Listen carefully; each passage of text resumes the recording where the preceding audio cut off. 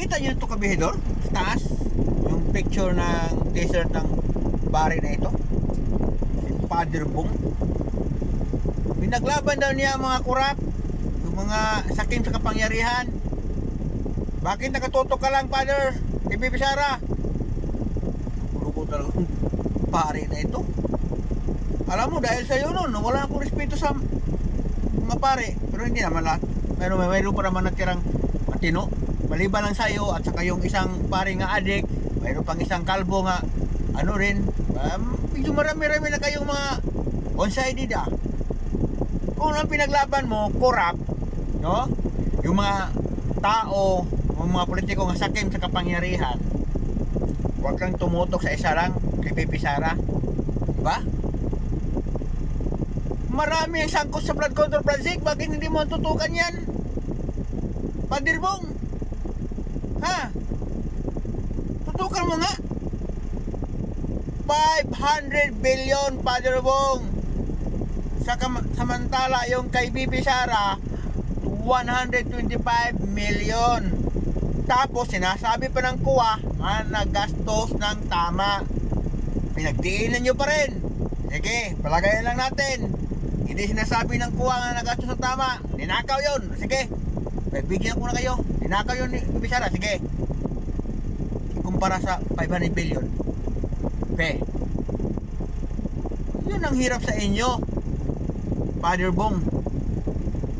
Masyado kayo nakatotok sa isang tao, diba? Samantala yung flood control project, daming witness, daming mga ebidensya. Pangalawa, ang mga witness saan galing? Diba? Sa kasamahan nila, tauhan ni Saldico.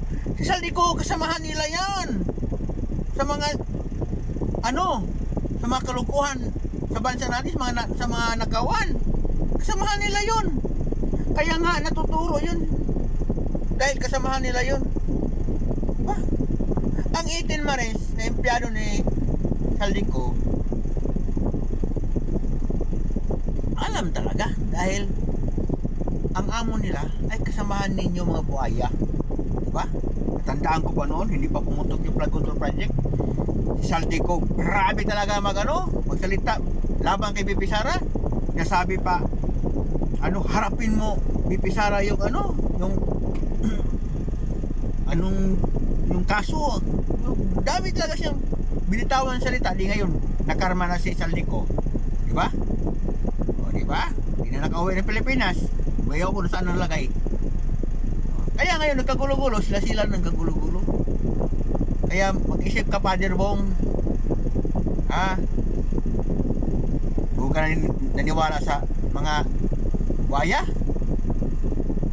Wala stick. Doon ka pa talaga naniwala sa mga yan, Father Bong. Isip ka nga. Yung witness kinuha nila laban kay Bibi Sara, yung galing sa kulungan, paniwalaan mo yan. One-sided ka talaga. Kaya mga tao nag-iisip, no? Bayaran ka o nakatanggap ka ng malita. Yun ang isip ng mga tao. Huwag mo sisihin ng mga tao kung bakit galit sa iyo mga tao ngayon. Ha? Kung hindi ka palang nagpa-print sa t-shirt ng ganyan, hindi halata. Kung nagtahimik ka palang, hindi ka halata. Di bali na kung ugaw mo kamampi, okay lang. Wala naman nagdikta sa ating kung saan tayo kakampi. Ang mahalaga, tingnan mo naman ang both side before ka magdesisyon. Nangyari ngayon, di ba trending ka? Anong klaseng pare ka? Ikaw talaga, Father Bong. Mayos ka, Father Bong.